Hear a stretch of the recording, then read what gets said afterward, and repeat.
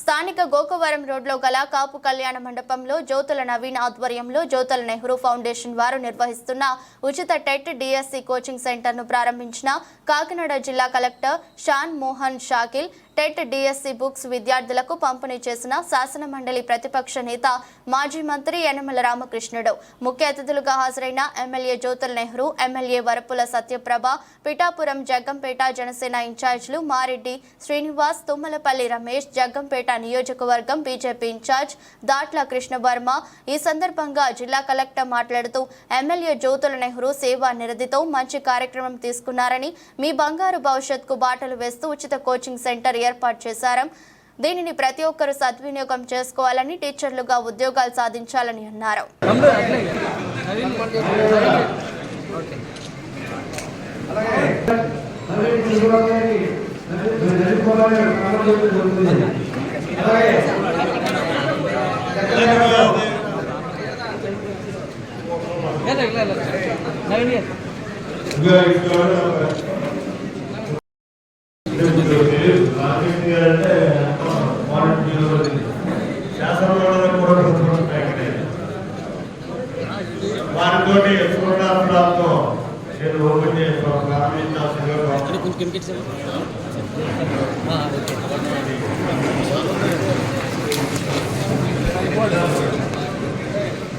Bro hello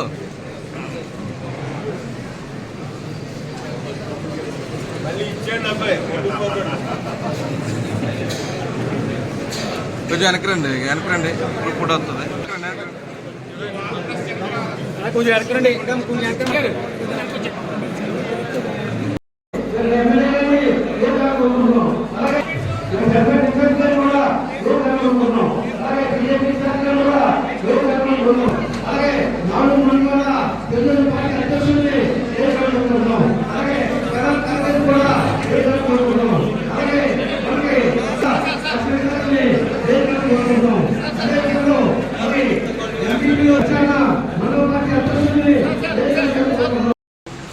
వచ్చే నెల 1వ తారీఖు నుంచి కేవలం జగ్గంపేట నియోజకవర్గానికి పరిమితమైంది. జగ్గంపేట నియోజకవర్గంలో ఏ ఆడపిల్ల పెళ్లి చేసుకున్నా సరే 20,000 రూపాయల ఆర్థిక సహాయం ఈ ఫౌండేషన్ ద్వారా చేయాలని నిర్ణయం తీసుకున్నాం. ఖచ్చితంగా దాన్ని కూడా అమలు చేస్తాం సార్. ఇలాంటి కార్యక్రమాలు చేయడానికి మీ సహాయ సహకారాలు ఖచ్చితంగా తోడ్పాటు కావాలి సార్. అలాగే జ్యోతుల నెహ్రూ గారి గురించి చెప్పుకోవాలి. ఈ ఫౌండేషన్ పెట్టక ముందు చాలా మంది విద్యార్థులకి ఆర్థిక సహాయంతో పాటు కాలేజీల్లో ఫీజులతో పాటు ఉచిత చదువుకునే సీట్లు కూడా ఇప్పించిన వ్యక్తి జ్యోతుల నెహ్రూ గారు. ఎందుకంటే ఒక వ్యక్తికి ఈరోజు 1000 ఇచ్చినా 1,00,000 ఇచ్చినా రూపాయల రూపంలో ఇస్తే ఆ రోజుతో అయిపోతుంది.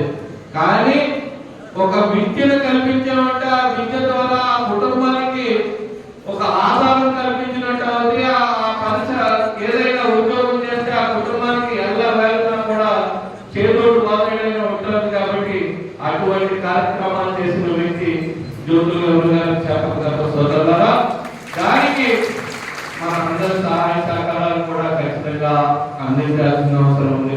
అలాగే ఈ రోజు మీ అందరికీ కూడా ఇక్కడ ట్రైనింగ్ ఇప్పిస్తున్నారు అంటే ఇది మామూలు విషయం. దానికి వెనకాల్సినటువంటి అవసరం లేదు.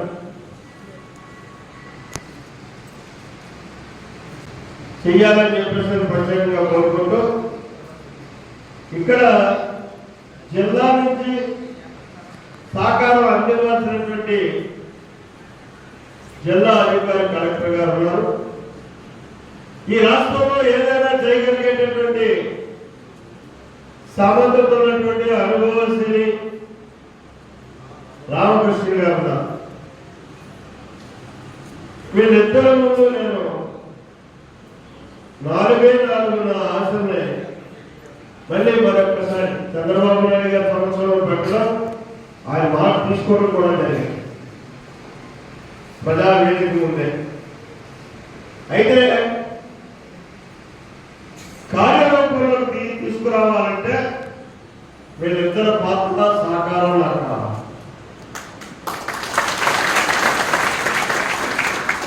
నా ఉద్దేశం ఒకటే సార్, ఆశ.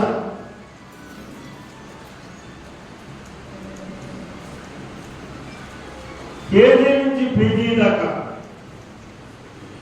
మా నియోజకవర్గంలో ఒకే ప్రాంగణంలో ఒక విద్యాలయాన్ని ఏర్పాటు చేయాలి.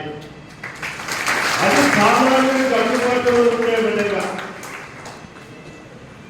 ఒక్క రూపాయి భారం కూడా తల్లిదండ్రులకు పడకుండా పీజీ స్టూడెంట్గా బయటకు పంపించేటటువంటి విద్యాలయంగా దాన్ని తెచ్చుకోవాలి అనేటటువంటి తపన. అలాగే అందులో స్కిల్ మేనేజ్మెంట్ కోర్సెస్, పాలిటెక్నిక్,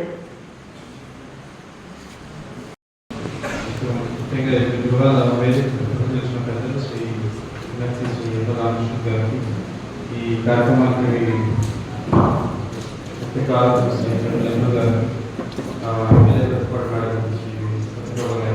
చేసిన public secretaries, students and all colleagues from media and officers in the industry. Very good one. So I also come from teachers family. So in Kerala, the last day, while the paper got over, they were lesson plans.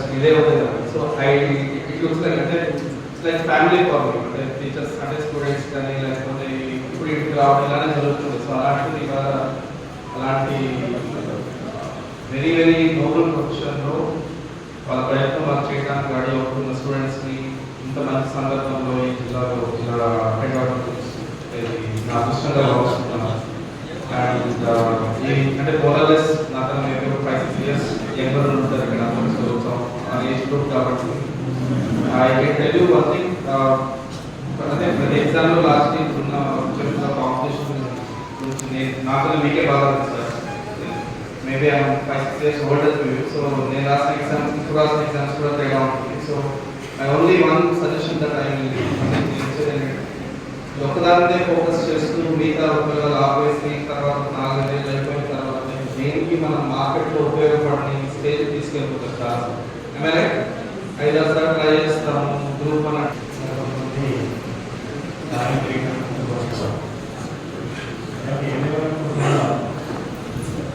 చాలా మంది coaching తీసుకుంటున్నారు. ప్రభుత్వం రాగానే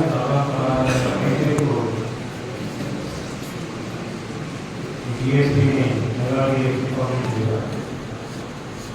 అంటే ఇంచుమించు ఒక సంవత్సరంలో 16,000 మంది పైన టీచర్స్ రాబోతున్నారు.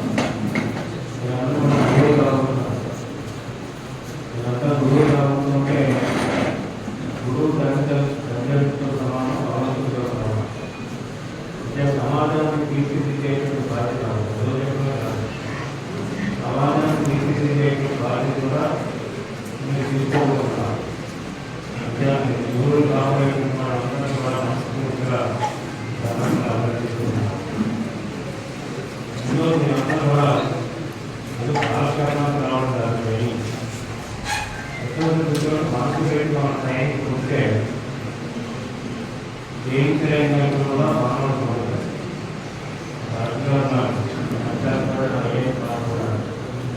అంటే కష్టం సరైనటువంటి ఎవరు కష్టపడితే వాళ్ళకి భవిష్యత్తు వస్తుందని మనం తెలుసుకోవాల్సిన అవసరం ఉంది. అంటే కష్టపడాలి, కష్టపడకుండా మనం కలిగి